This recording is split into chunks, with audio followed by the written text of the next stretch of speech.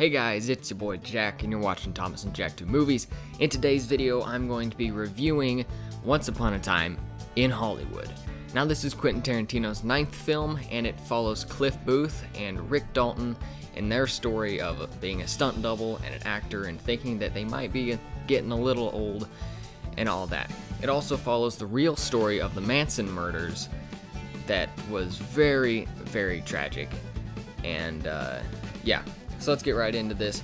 The actor that plays Cliff Booth is Brad Pitt. He's probably my favorite character in the movie just because, well, Brad Pitt. I love Brad Pitt as an actor. He's so good, especially in this movie. He acts so great in this movie. Probably the best acting I've ever seen, especially him, and then Leonardo DiCaprio, who plays Rick Dalton, the actor. So Rick Dalton's the actor who was a pretty big actor, and now he's getting kind of older, and he's thinking that he's a has-been. And then there's his stunt double or stunt man, Cliff Booth, Brad Pitt, who isn't doing as much nowadays. He's just kind of driving around Rick Dalton because he got his license taken away, and that's shown in a really funny way about how that happened. But so yeah, they're just like best friends. It's so fun to see the chemistry between the two of them, especially it being Leonardo and Brad. Them just together, two incredible actors together in the same movie with the story that's going on is just incredible. Probably some of the best acting I have ever seen in my entire life in any movie. So then the story that they're in. So the story is a little different than any typical movie, which it is Quentin Tarantino, so it's not going to be a typical movie in a sense. But instead of having the characters follow a certain story, it's more we are following their story. The story of them. They don't know where they're going or that they need to get there necessarily. I mean, they want to do things and stuff, but we're really just seeing their life and what they do.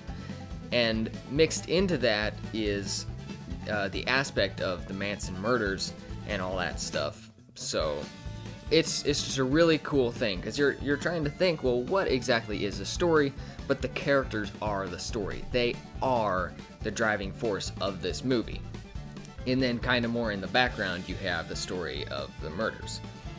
And I just thought that was really cool. So of course, Quentin Tarantino has his own style of jokes and humor, and in this movie it really comes out like a lot of his other movies, but how someone will bring something up and then he'll cut in a quick scene from that happening, and then it cuts back to the scene that they were talking about.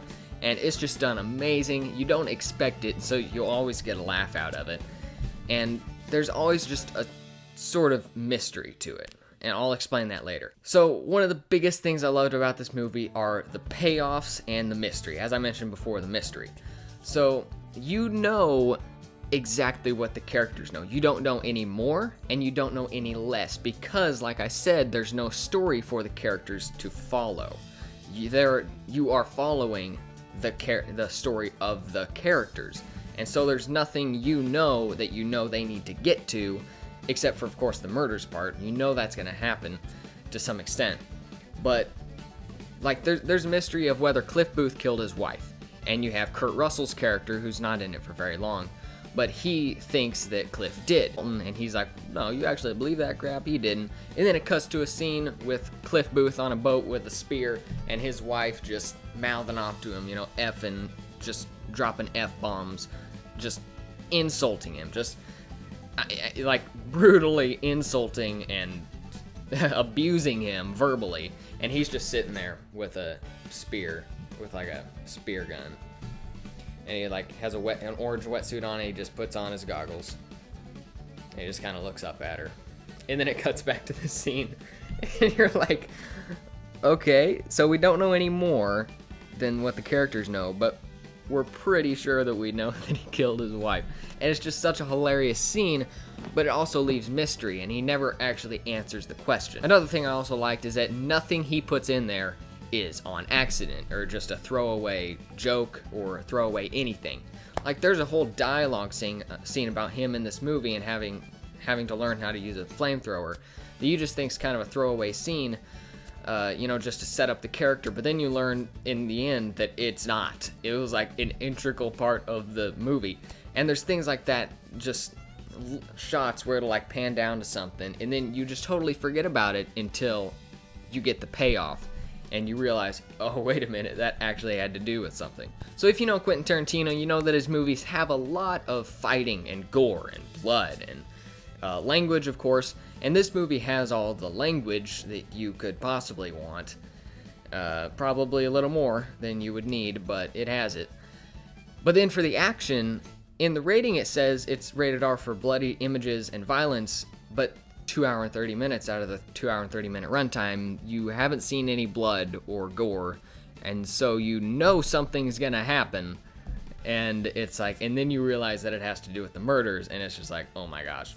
But that scene is bloody, it is gory, and it's one of the bloodiest and coolest fight things ever. You're gonna think I'm a sicko for thinking murders are cool, but you just go see the movie and you'll know what I'm talking about. All right. If I can think of anything that would be even slightly bad, sort of a mixed thing, it is that it doesn't have as much action. So if a Quentin Tarantino movie fan goes in to watch all his blood and gore, you're not going to get that. Okay, plain and simple, you're not going to get that. You're going to get one scene that's like the best payoff scene ever, and it has blood, gore, and some of the best action ever, and you get to see Brad Pitt do some freaking awesome stuff, alright? I'm going to give this movie a 9.7 out of 10, and I'm going to certify it extremely spicy, as in, oh, really, really good, okay? I want you guys to go see this movie, if you're allowed to anyway. If you're, go see it in the theater, don't wait to rent it, because the theater experience, I think, will be much better than just renting it or buying it. It was just so much fun, such a fun experience. Go see the movie. I'm Jack. You've been watching Thomas and Jack Do Movies. Be sure to like and subscribe if you haven't already. Follow us on Instagram. We do review type things. We do stories where we kind of do a quick review of movies that came out a while ago and we're just now seeing them, stuff like that. It's a lot of fun. I love doing it. Thomas loves doing it. So yeah, let's just do that if you want to, if you have Instagram. But yeah, see you next time on Thomas and Jack Do Movies, and peace out.